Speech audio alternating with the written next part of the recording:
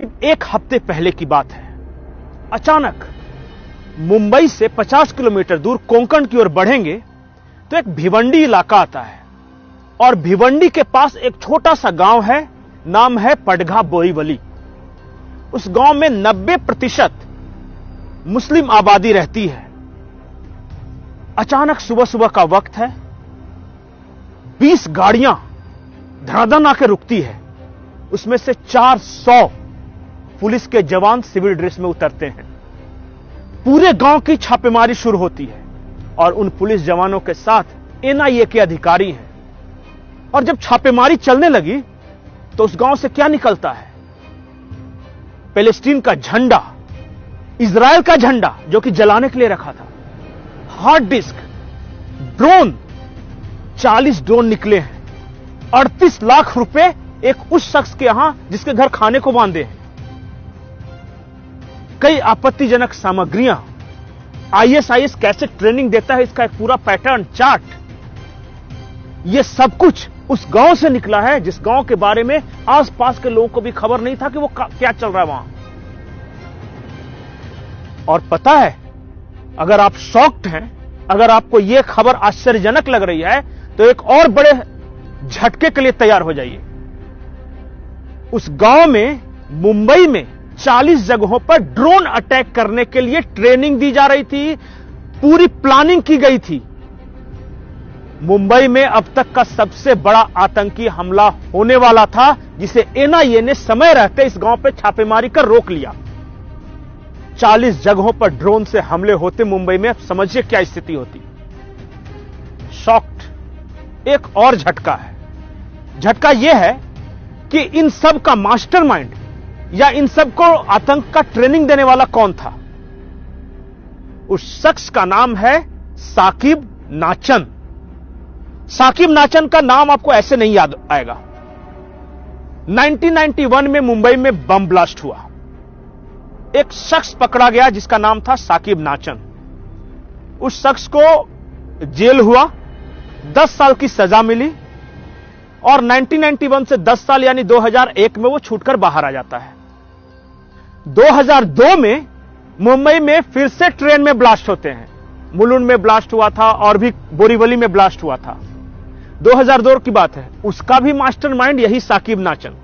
इसका मतलब कि जेल से 10 साल की सजा काटने के बाद भी यह आतंकी ही बना रहा और फिर से इसने प्लान किया। फिर से 2002 में यह पकड़ा गया, फिर से इसे सजा मिली 10 साल की।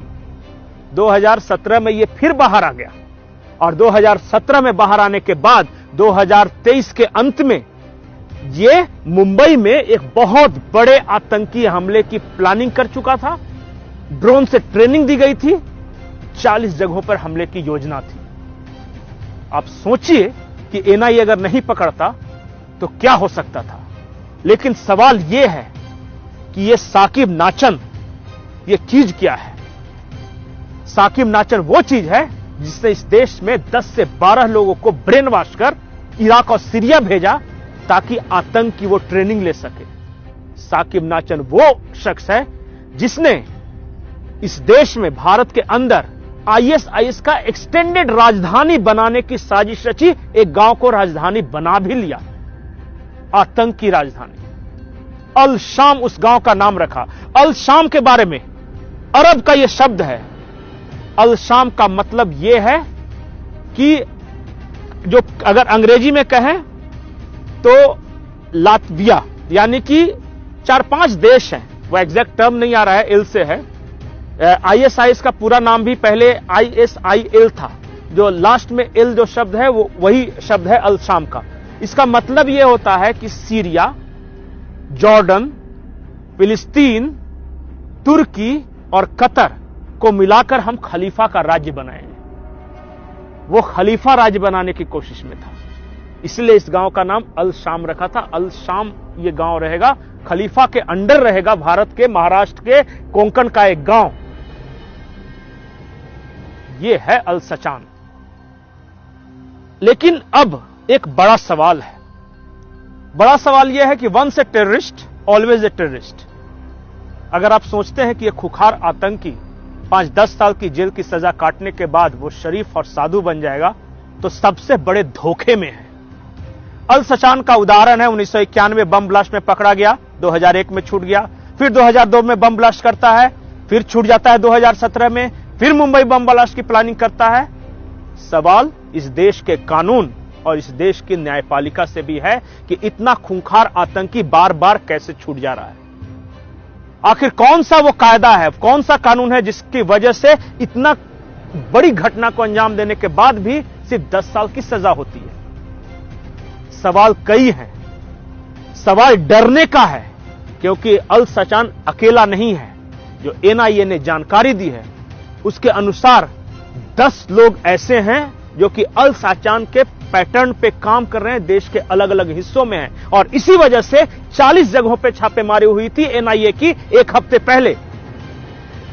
जाकिर नाइक के भाषणों से ये लोग प्रेरणा लेते हैं। ये लोग बम बनाने में एक्सपर्ट हैं, ये लोग ट्रेनिंग देने में एक्सपर्ट हैं, ये लोग ब्रेन वॉश करने में एक्सपर्ट हैं। अगर फिर भी आपको लगता है कि इस देश का कानून नहीं बदलना चाहिए, ये जो ढर रहा है वही चलना चाहिए, न्यायपालिका ऐसे ही खूंखार आतंकियों को 10-10 साल पे छोड़ती रहे, तो फिर तो इस देश का भगवान ही मालिक है।